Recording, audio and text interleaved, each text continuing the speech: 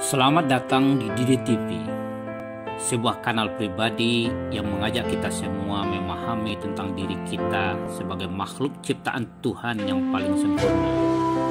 Secara keseluruhan, kanal ini memuat bahasan ringan tentang keterkaitan antara bahasa, literasi, karakter, kebudayaan, dan peradaban.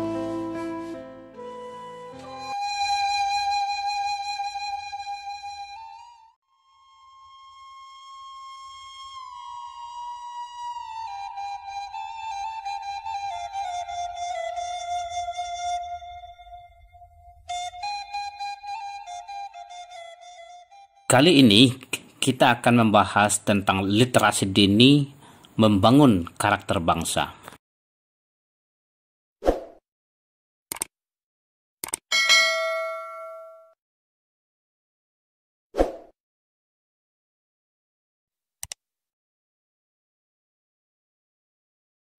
Assalamualaikum warahmatullahi wabarakatuh. Keluhan tentang akhlak, mental, moral, etika, dan semacam itu semakin hari semakin riuh terdengar di negeri ini. Tudingan bahwa seseorang atau sekelompok orang tidak berakhlak dibalas dengan kecaman bahwa kelompok yang menuding itu tidak bermoral dan tidak berakal sehat. Tudingan itu dibalas pula dengan makian bahwa orang atau kelompok orang yang menuduh tersebut perlu melakukan revolusi mental, dan dibalas pula oleh orang yang dimaki bahwa yang memaki perlu revolusi akhlak. Aksi berbalas pantun seperti ini terus berlangsung, sepertinya belum memperlihatkan tanda-tanda berakhir.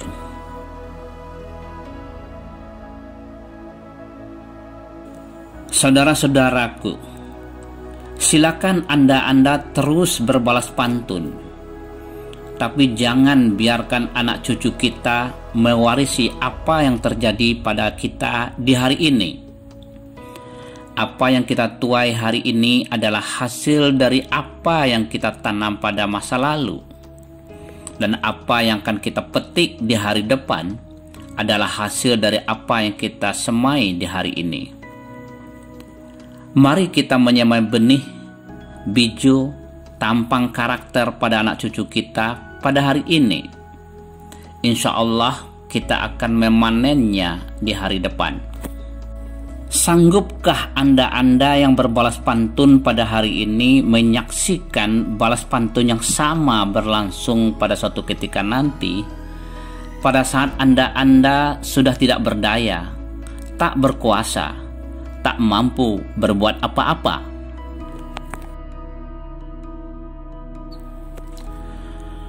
Pada edisi ini, saya ingin mengajak kita semua untuk mengalihkan perhatian ke masa depan anak cucu kita, masa depan kita semua, masa depan bangsa ini. Emergence literacy, evolusi mental, dan evolusi akhlak. Kalaupun istilah emergence literacy belum begitu akrab di telinga bangsa Indonesia, kita semua memahami bahwa yang dimaksud adalah kemampuan anak usia dini memaknai simbol-simbol, tanda-tanda, gejala-gejala, baik gejala alam maupun gejala sosial, baik yang didengar, dibaca, dan dirasakan, serta kemampuannya mengungkapkan kembali makna atau pesan tersebut secara bertanggung jawab dan berintegritas. Sadar atau tidak sadar, apa yang kita lakukan sepanjang hari pada hari ini adalah dorongan dari sikap yang telah terbentuk jauh sebelum hari ini. Sikap tersebut terbangun dari watak dan karakter yang telah terbentuk pada usia dini, bahkan sebelum kelahiran.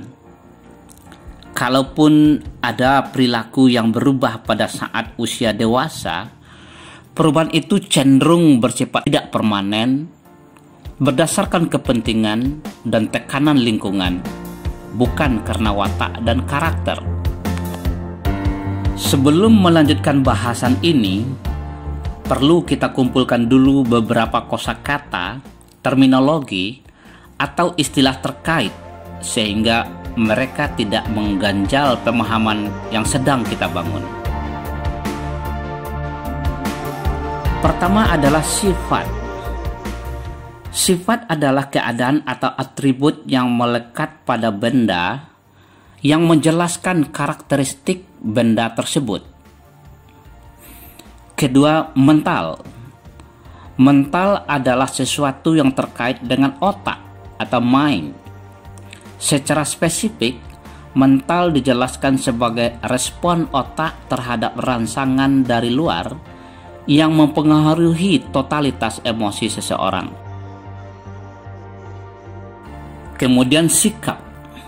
Sikap adalah perilaku yang didorong oleh sebuah keyakinan dan pendirian yang kuat. Sedangkan perilaku adalah tingkah fisik atau perbuatan yang dapat dilihat dan didengar. Tabiat adalah perilaku yang cenderung berulang-ulang, baik secara sadar maupun spontan. Ada juga kata akhlak. Secara sederhana, akhlak didefinisikan sebagai kelakuan atau tingkah laku yang dilakukan secara sadar. Ia merupakan bentuk jamak dari khuluq yang bermakna perangai, tingkah laku, dan tabiat. Moral adalah kondisi mental yang membuat seseorang berperilaku baik. Moral juga dipahami sebagai ajaran kebaikan. Sedangkan etika adalah ukuran atau standar moral. Ada juga kata budi pekerti. Budi pekerti adalah kesadaran seseorang untuk berperilaku, berperangai, dan bertindak. Sedangkan kepribadian atau personalitas adalah kecenderungan cara seseorang berperilaku. Watak adalah kondisi, keadaan, atau sifat batin yang mempengaruhi dan menentukan keyakinan dan pendirian seseorang yang mendorong terbentuknya perilaku. Dalam berbagai sumber, watak dipadankan dengan kata karakter, walaupun sebenarnya berbeda.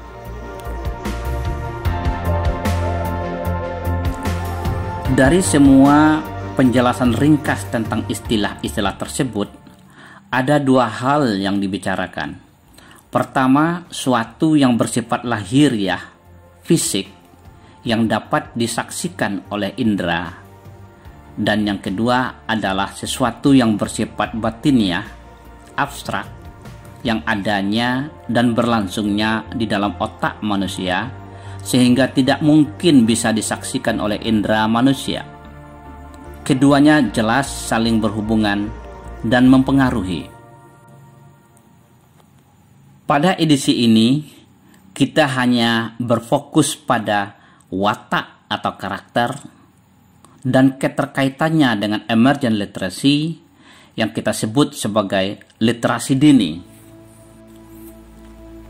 Kalaupun Kamus Besar Bahasa Indonesia KBBI tidak mendefinisikan secara jelas perbedaan antara keduanya, watak dan karakter adalah dua hal yang berbeda, kendati pun ada kesamaan.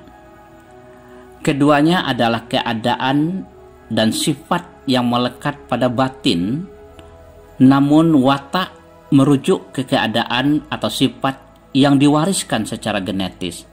Artinya, watak dibawa atau menurun dari orang tua. Sementara karakter merujuk ke keadaan dan sifat batin yang dibangun setelah lahir. Dengan demikian, pada kesempatan ini kita lebih banyak berbicara soal karakter. Dari puluhan definisi karakter, semuanya merujuk pada hal yang sama. Sesuatu yang terbentuk di dalam batin, otak, hati atau kolbu seseorang yang mengarahkan dan mempengaruhi serta menentukan sikap dan perilaku seseorang. Untuk lebih meyakinkan pemahaman kita, mari kita ikuti bagaimana kata karakter muncul dan maknanya berkembang dari masa ke masa.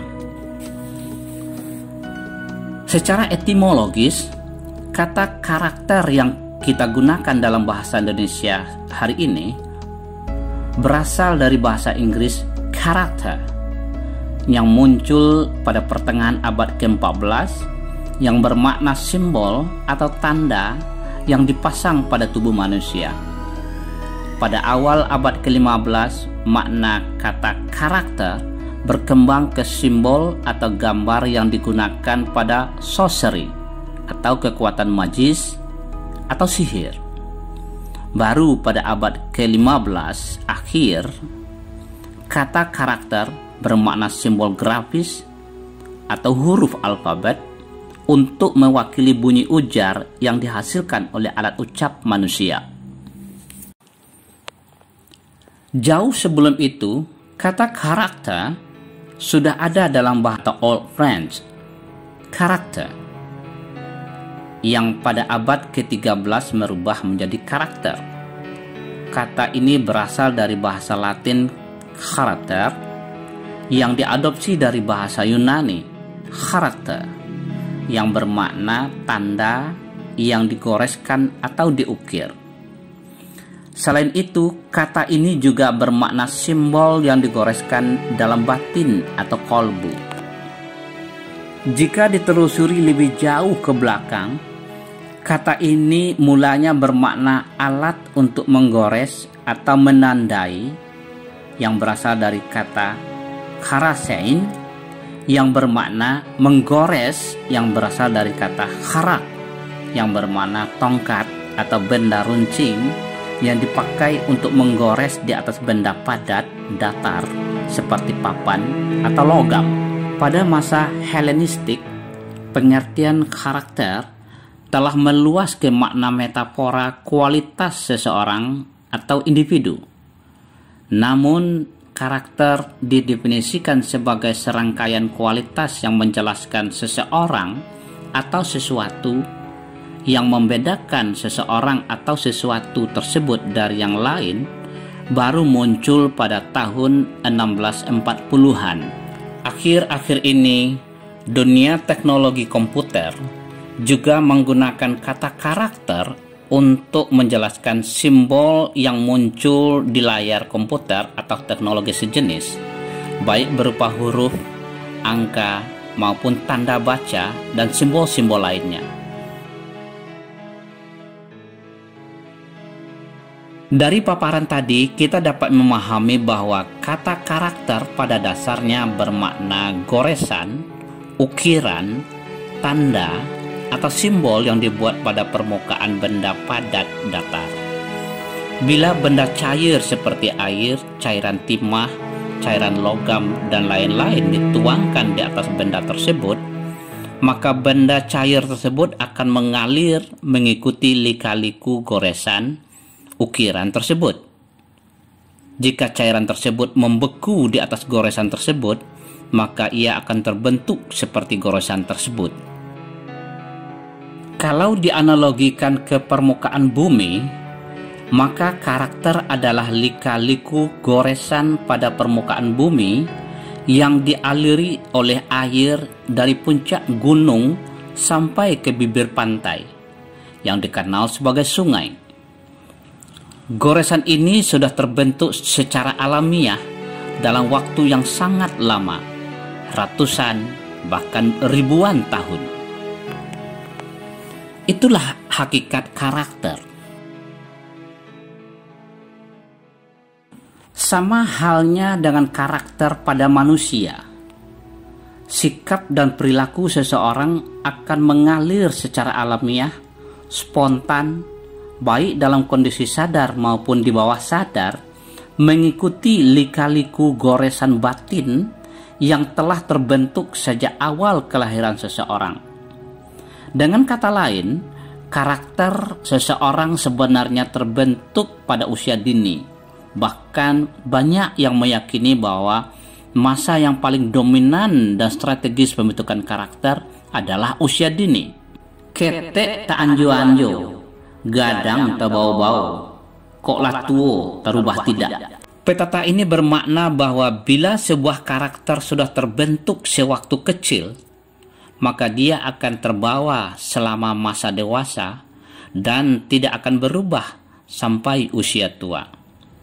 Bahkan karakter yang sudah terbentuk tersebut akan terwariskan dari generasi ke generasi secara alamiah, sehingga terbentuklah watak seseorang, sebuah masyarakat, atau bangsa. Jika kita sudah meyakini bahwa karakter terbentuk pada usia dini sampai masa anak-anak dan akan terwariskan secara alamiah, maka pertanyaan penting yang perlu dijawab adalah bagaimana proses terbentuknya karakter tersebut. Karakter atau goresan batin pada awalnya terbentuk dari pemaknaan terhadap simbol-simbol, tanda-tanda, atau gejala-gejala yang didengar, dilihat, dan dirasakan. Seperti dijelaskan pada edisi sebelumnya bahwa pemaknaan terhadap simbol-simbol tersebut sangat dipengaruhi dan ditentukan oleh kato atau makna yang telah terbentuk di dalam otak seseorang sebelumnya.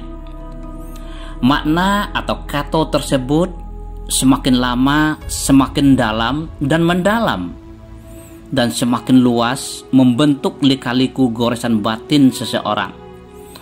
Goresan batin inilah yang mengarahkan dan menentukan arah aliran perilaku seseorang. Teori tabula rasa John Locke menjelaskan bahwa otak atau pikiran anak yang baru lahir seperti kertas putih bersih, suci, tanpa noda, tanpa goresan. Ada yang memahami bahwa bayi yang baru lahir bersih dari dosa, namun ada juga yang memahami bahwa bayi yang baru lahir belum memiliki goresan batin yang menentukan arah sikap dan perilakunya. Rasulullah Shallallahu Alaihi Wasallam bersabda, seorang bayi tidak dilahirkan ke dunia ini melainkan berada dalam keadaan kesucian atau fitrah. Kemudian orang tuanya lah yang menentukan dan membuat dia akan menjadi Yahudi, Nasrani, atau Majusi. Oleh karena itu, yakinlah bahwa bila semua pemimpin di negeri ini, mulai dari pemimpin negara sampai ke pemimpin rumah tangga, sungguh-sungguh membangun karakter anak usia dini melalui gerakan literasi dini, bangsa dan negara ini akan jauh lebih maju dari apa yang kita nikmati hari ini. Saudaraku, sudahlah, hentikanlah berbalas pantun caci maki, hujat menghujat, penciptaan hoaks dan fitnah sesama bangsa. Kalau tidak ingin melihat bangsa dan negara ini akan semakin lemah dan hancur di tangan anak cucu kita.